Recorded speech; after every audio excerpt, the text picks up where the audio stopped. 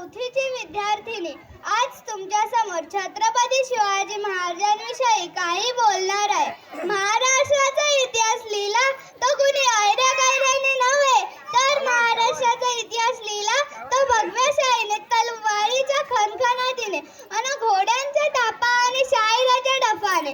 आणि हा इतिहास घडवला तो छत्रपती शिवाजी महाराजांनी।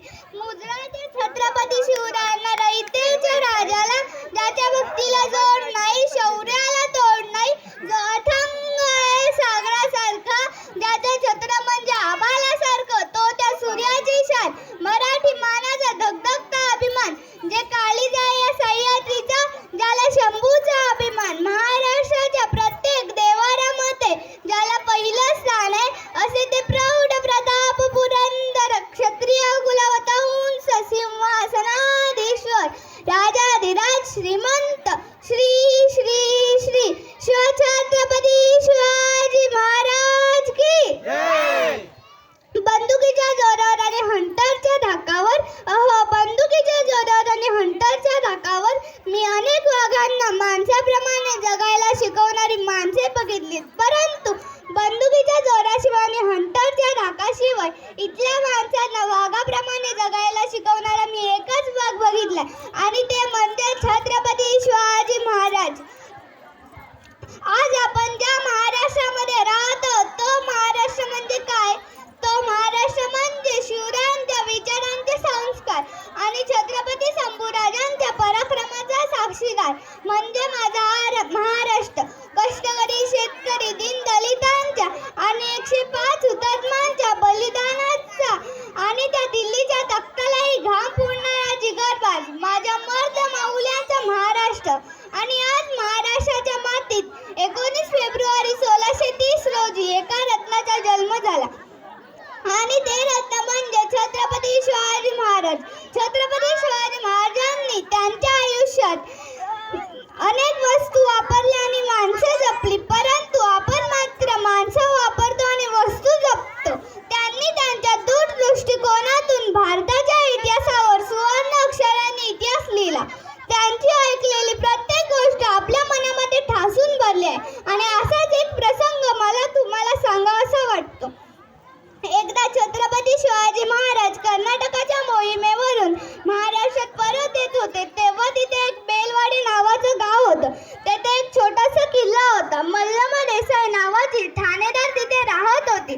दादाजींना वाटलं जाता जाता आवड घेऊन जावं, म्हणून दादाजींनी थोडकसं गोला केलं आणि ते मल्लमावर चाल करून गेले, परंतु मल्लमा जिद्दीची आणि चिकाटीची, तिने त्यांच्यावर प्रहार केला आणि तेथे माऊल्यांचा पराभव झाला। परंतु आता मात्र दादाजींना वाटलं एका पायीचा अजून पराभव होणे शक्य नाही, म्हणून दादाजींनी थोडकसं गोला केलं आणि ते मल्लमावर तुटून पडले, परंतु आता मात्र मल्लमाचा पराभव झाला होता। तेव्हा दादाजींनी ठरवलं की मल्लमाला कैद करायचं आणि छत्रपती शिवाजी महाराजांपुढे दरबारात उभे करायचं।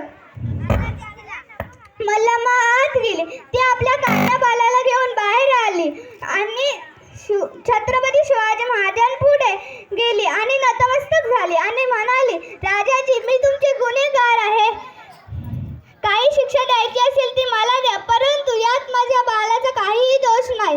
म्हणून दादाजी महाराजांनी चिटणीस यांना इशारा केला। चिटणीस आत गेले, ते दुधाची वाटी घेऊन बाहेर आले। दुधाची वाटी घेऊन बाहेर आले। छत्रपती शिवाजी महाराजांनी मल्लमा देसाईच्या मुलाला उचललं आणि मांडीवर ठेवलं आणि दुधाच्या वाटीमध्ये चमचा बुडवून त्या चमच्याने बाळाला दूध पाजलं आणि म्हणाले, हा जो आमच्या मांडीवर दिसतोय ना, तो आमचा भाचा आहे। अहो, म्हणजे तुम्ही आमच्या भगिनी, आणि कोणता भाऊ आपल्या बहिणीचं राज्य घेतो? अहो दादाजी, बहिणीचं राज्य घ्यायचं नसतं, तर बहिणीला राज्य द्यायचं असतं, असे ते काही माझ्या शिवरायांनी त्या मल्लमा देसाईला तिचं राज्य परत केलं आणि तिला बांगडी साडी चोली देऊन तिच्या घरी परत सुखरूपपणे पोच केले। असं म्हणतात की जे जगाने केलं ते छत्रपती शिवाजी महाराजांनी केलं ते जगाने कधीच केलं नाही, आणि जे जगाने केलं ते छत्रपती शिवाजी महाराजांनी कधीच केलं नाही. म्हणूनच आज जगाला छत्रपती शिवाजी महाराजांपुढे झुकावं लागतं. छत्रपती शिवाजी महाराजांनी त्यांच्या आयुष्यात नेहमी स्त्रियांचा आदर केला. म्हणूनच आज ज्या स्त्रिया मला ऐकत आहेत त्यांना मला एवढं सांगावंसं वाटतं की या तलवारीपेक्षा तीक्ष्ण तुझ्या या नजरेत धार आहे ग. या तलवारीपेक्षा तीक्ष्ण तुझ्या या नजरेत धार आहे ग. महाराष्ट्राची वाघी तू भवानीचा वार